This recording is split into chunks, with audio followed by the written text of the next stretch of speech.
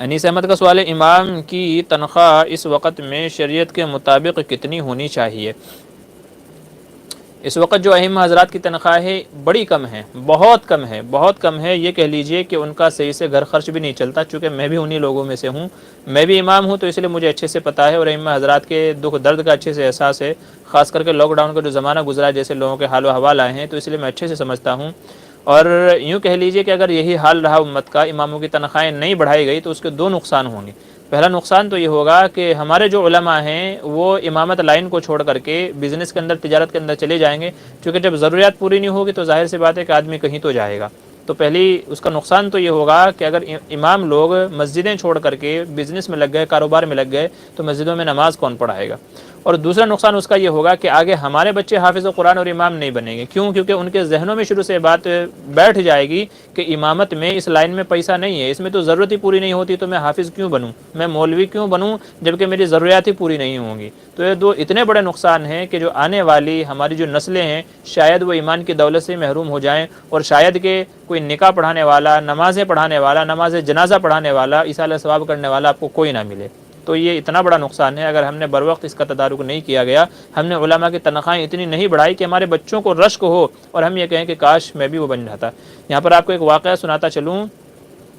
ایک ملک ہے، میرے ذہن میں یاد نہیں آ رہا ہے، شاید جرمنی ہے یا کوئی اور ملک ہے، وہاں کے تعلق سے میں نے یہ سنا ہے کہ سب سے زیادہ وہاں پر تنخواہیں ٹیچر لوگوں کی ہوتی ہیں، جو اساتذہ ہیں تو ان کی تنخواہیں وہاں پر بہت زیادہ ہیں، سب سے زیادہ انجینئر ہے، بینک میں کام کرنے والے ہیں، جگہ جگہ پر کام کرنے والے ہیں، لیکن سب سے زیادہ تنخواہیں اساتذہ حضرات کی ہیں۔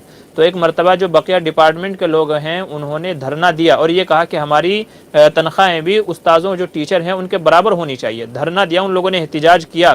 تو وہاں کے جو پریزیڈنٹ تھے انہوں نے یہ کہا کہ میں کیسی تمہاری بات مان لوں، میں کیسے تم کو ان کے برابر کر دوں جن سے تم پڑھ کر کے آئے ہو، کوئی انجینئر ہو، بینک میں ہو، ڈاکٹر ہو، لائر ہو، وکیل ہو، کوئی بھی کیوں نہ ہو۔ تو وہ پڑھا کس سے ہے؟ استاذ سے ہے۔ تو اس کا بڑا پیارا جواب تھا کہ میں کیسے تم کو ان کو برابر کر دوں جبکہ تم ان کے شاگرد ہو، انہی سے پڑھ کر کے آئے ہو۔ کہتے ہیں کہ اس ملک میں استاذ ہونا بڑے فخر کی بات ہے، استاذ ہونا بڑے فخر کی، عزت کی بات ہے، اور لوگ ترستے ہیں اپنے بچوں کو، یہ سمجھتے ہیں کہ میرا بچہ ٹیچر بن جائے، استاذ بن جائے، کیونکہ اس کی جو رسپیکٹ ہے، جو ویلیو ہے وہ سب سے زیادہ ہے، سب سے اوپر ہے۔ تو اس نے یہ کہا کہ میں کیسے تم کو اور اساتذہ کو برابر کر دوں جبکہ تم ان اساتذہ سے ہی پڑھ کر کے آؤ، تمہارے استاذ ہیں تو یہ تم سے اوپر ہی رہیں گے، تنخواہ میں بھی، عزت میں بھی، مقام و مرتبے میں بھی۔ بڑا پیارا جواب تھا، ہمارے ذمہ دار حضرات کو بھی اس سے سبق لینے کی ضرورت ہے۔ بہرحال اللہ تبارک و تعالیٰ دین کی صحیح سمجھ عطا فرمائے۔ تو کہنے کا مطلب یہ ہے کہ اساتذہ کی تنخواہیں بڑھانی چاہیے۔ ہمارے اکابر، ہمارے بزرگوں کو یہ دیکھا ہے کہ کسی زمانے میں جب کہ 10 روپے کی بڑی ویلیو ہوا کرتی تھی، تو کہتے ہیں کہ ان کی تنخواہیں 10 روپے تھی اور جب کہ 8 روپے میں بھینس آ جاتی تھی۔ 10 روپے تنخواہ تھی اور 8 روپے میں بھینس آ جاتی ہے۔ اس کا مطلب یہ ہے کہ اگر آج بھی ہم ایک بھینس خریدنے جتنی تنخواہیں علماء کی متعین کر دیں تو وہ تقریباً 50,000 60,000 روپے بیٹھے گی، چونکہ 40-50 ہزار روپے سے کم بھینس نہیں آتی، میڈیم والی۔ اور جو یہ لوگ دودھ والے جو لوگ ہیں وہ جو خریدتے ہیں وہ 80 ہزار 90 ہزار کی بھینسیں خرید کر کے لے کے آتے ہیں، دودھ دینے والی۔ تو اگر یوں کہا جائے کہ وہ زمانے میں 10,000 تنخواہ آج کی 10 روپے تنخواہ آج کے 1,00,000 کے برابر ہے، تو اس میں کوئی مذائقہ نہیں ہوگا، کوئی غلط نہیں ہوگا۔ بات لمبی ہو رہی ہے، تھوڑی سی معذرت چاہتا ہوں، مگر یہ عنوان ایسا ہے کہ اس پہ بولنے کی ضرورت ہے۔ جب تک بولیں گے نہیں، بتائیں گے نہیں، سمجھائیں گے نہیں، تب تک شاید بات دماغ میں نہیں آئے گی۔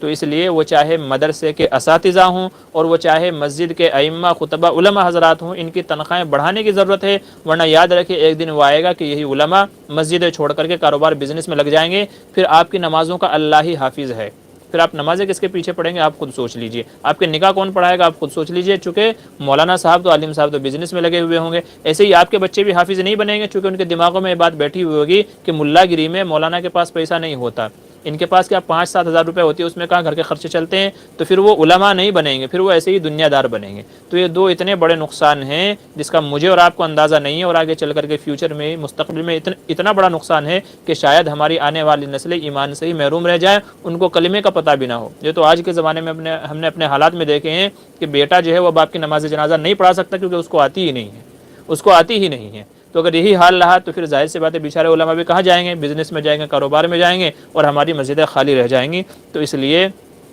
ائمہ حضرات کی تنخواہ بڑھانی چاہیے، مدرسے میں اساتذہ کی تنخواہ بڑھانی چاہیے، اور مسجدوں میں علماء، خطبہ حضرات کی تنخواہ بڑھانی چاہیے، ورنہ پھر بس بڑا ہی مشکل ہے۔ اللہ ہم سب کی حفاظت فرمائے، اور جو ذمہ دار حضرات ان کو سمجھ عطا فرمائے اور ان کا دکھ درد سمجھنے کی توفیق نصیب فرمائے کہ آخر ان کی بھی ذمہ داریاں ہیں، ان کی بھی فیملی ہے، ان کے بھی رشتہ دار ہیں، شادی میں جانا، لین دین کرنا، رشتہ داریاں نبھانا، ہدیے دینا، گفٹ دینا، ان کی بھی وہی سب ضروریات ہیں جو ہماری عام آدمیوں کی ہوتی ہیں۔ تو اس لیے سمجھنا چاہیے اور تنخواہوں میں اضافہ کرنا چاہیے، اتنا اضافہ کرنا چاہیے کہ وہ بے نیاز ہو کر کے، وہ تنخواہوں سے بے فکر ہو کر کے وہ جہاں چاہے جیسے چاہے پڑھا سکے، جس طریقے سے چاہے پڑھا سکے۔ تو بہرحال معذرت چاہتا ہوں، بات تھوڑی لمبی ہو گئی۔